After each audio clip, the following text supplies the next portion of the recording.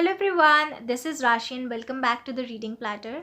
So in today's video, we will discuss my personal favorites that I feel can bring you out of the reading slump.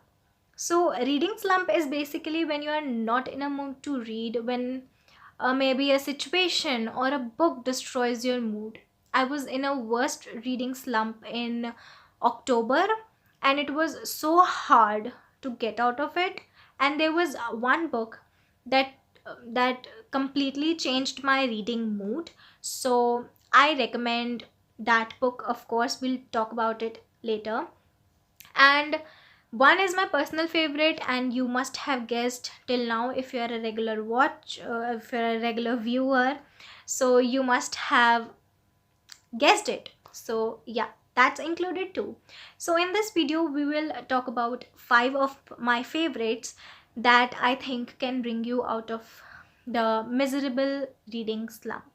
Reading slump is the most painful thing that have occurred. So it was like I was hating picking up a book. I was hating the words written in it. Not only books but my textbooks too. I was not in a mood to pick up any type of book. So I really, I tried and I picked up that book to like actually start reading and get out of that reading slump. And that book made that so easy. So but first we'll talk about my personal favorite, all time favorite book, Wonder by RJ Palacio. So this is a children's literature, not actually a children's literature but a very good book which everyone should read. It tells you about so many different things that we don't know what a child with a disability goes through. And I have given a full review, full dedicated video on this book which I will be linking here, so you can check that out. I won't be talking so much about this here, but yes, this is a children's literature and this is the first book. This is not a series. You, if you don't want, you can not, it's up to you if you don't want to read the other book. But if you read this one, you will definitely want to read the other one. And it is so beautiful, such a beautiful stories.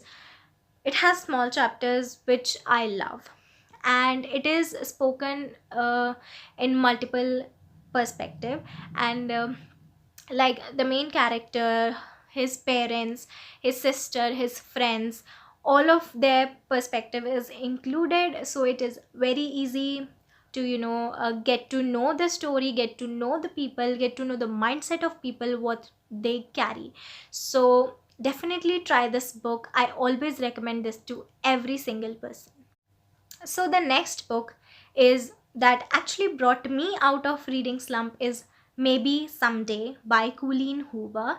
And this is a contemporary romance. I was not into contemporary romance at all, but after reading this book, I have nothing to say about this one. It is such a beautiful story, such a beautifully written. It is written in two perspectives. The chapters are not uh, big, neither small, and it is like mediocre, and you can read it easily. Such a simple language, such a beautiful story, and it was refreshing to read this book. And this was beautifully written, very beautifully, and an honest story with nothing cliche, which I loved, because contemporary romance tend to be cliche sometimes, like first they hate and then they love and then they marry. But this one is completely different, and neither they hate, neither they love before. They are just friends, and both of them have their own better halves, which are not, one of them does, one of them does not. And it is such beautifully put on, with nothing like forced into the story. You, sometimes it feels that the author just wants to have a happy ending, but in this one it was nothing forced. It was such a simple and beautiful story which I enjoyed so much, which actually brought me out of that miserable reading slump. Which And you can also read it, and Colleen Hoover is one of the best I have ever read in contemporary romance. I haven't read so much of contemporary romance, so I cannot comment on that thing. But yes, I personally enjoy Cooleen's writing, and I have read no, I haven't read the second book. I was supposed to read it in January, but I didn't. But yes, I'm looking forward to it, and I know I will enjoy it. The next book is Thejumbies by Tracy Baptist. It is the first book in the Thejumbies series, and this is a middle grade fantasy fiction, um, magical realism, and mystery, and just a beautiful story. Not beautiful, like intriguing, very much intriguing, and a very much fun read for a middle grade pick. And it is, I don't have words. I always said I have made a video on this before, which I will link here, which you can check out, and I still don't have any words to describe my feelings for this book. It is such a beautiful story. This was my first book in November, so you can know how special it would have been when I read it after the reading slump. And I was so happy that back to back 2 to 3 books were so good that I actually got back into reading in November. Like, I did not post anything in November because I had nothing to post. I had not read anything in October, so I had nothing to post in November. And also, it is a festival season in India, marriage season, so I was busy too. So yeah, I read Thejumbies. It was my first book in November, which I read for Billy-Withon, and it is just super. So the next one, and my recent favorite one, which I read in January wrap up coming soon in the next video, and I will be talking about this book a lot in that video. I haven't filmed it, but I'm so excited to film that. I am never excited to film wrap up videos, and I'm so excited for this one, which you will know, because Six of Crows by Lee Bardugo. I love this book so much. I cannot stop smiling because it was so magical, so mysterious, like so fantastical that I I could not stop reading it. I was like, no, no, I do not want to stop, but I had to. And I regretted sleeping those 3 days when the book was being continued. I just regretted sleeping because uh, the whole day I'm pretty much busy every minute. So I get time before going to bed to read. And you know what? I cleared my schedule in between the day to just read this book because I was loving it. This is a book I cannot actually tell you how much I love this book. It was, yeah, it is a huge one, and it is told in six perspectives. The six crows, and the team gathers to find someone to stop the bad. And the way it ends, the way the story ends, to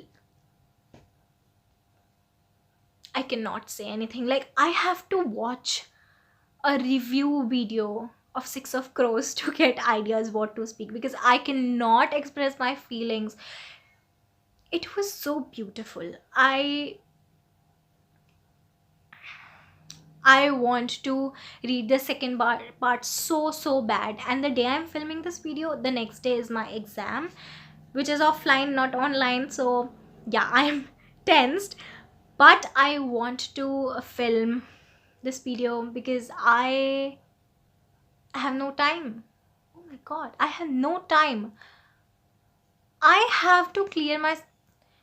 We are not talking about that in this video. We are talking about Six of Crows, and I'm not talking about the book blurb, because that I will be talking about in the wrap up video, which is coming next. This is the book which you will really, really love and enjoy, and I know you cannot stop after reading this book. And yeah, I will definitely recommend this. I loved it. It was such a beautiful story. Yes, there was murders and all, but it was not bad, not at all bad, nothing bad. So yeah, I love this book so much.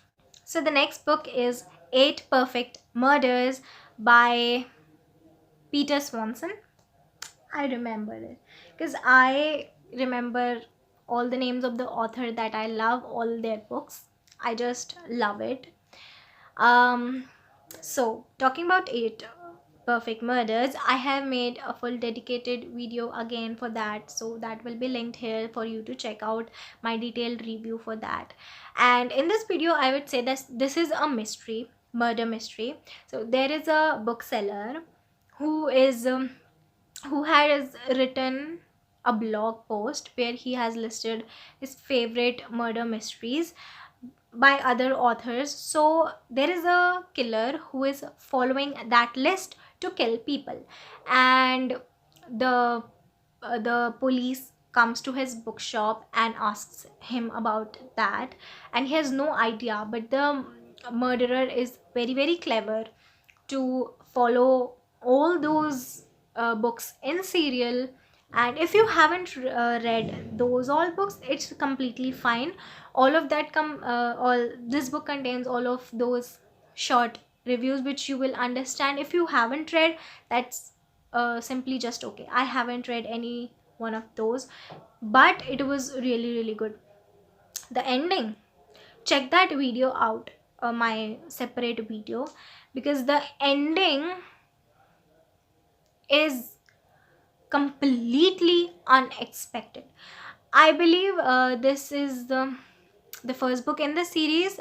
Like, there is only one book out till now. It was published in 2020, so there is time for the other one to come out, and I'm waiting for it because the ending did not show that it would be a series, but it is. And I really want to know how that second book will start, because I am my mind is just blown to know how good this book can be. This is also a 350, I don't remember exactly, 250 to 350 pages book, and the chapters are small. The chapters are very easy, like the language is very easy. You will just fly through the pages. The story is so good that you will fly through the pages, and I will recommend to read it till the end. Like, you will know who the killer is in the second last or third last chapter, but read it till the end, because the ending is what blows your mind after you know that it is a part of series. So do read that. So these were the 5 books that I personally just adore, and I would love if any one of these bring you back out of your reading slump. And also, if you're not in a reading slump, do try these books. These are so good, so gross, especially Six of Crows. I love that book. I love Lee Bardugo. She's just amazing. She's just amazing. I cannot wait to read more of her works. So yeah, do check that out one. And I think I will make a dedicated video for Six of Crows, because I have a lot to say which I cannot right now, but I want to. So I will make a separate video for that. So you can check that out too. Keep an eye on that. Subscribe to my channel if you haven't, so that you would know when I post that review video. So I hope you enjoyed this video, and we will meet in the next one.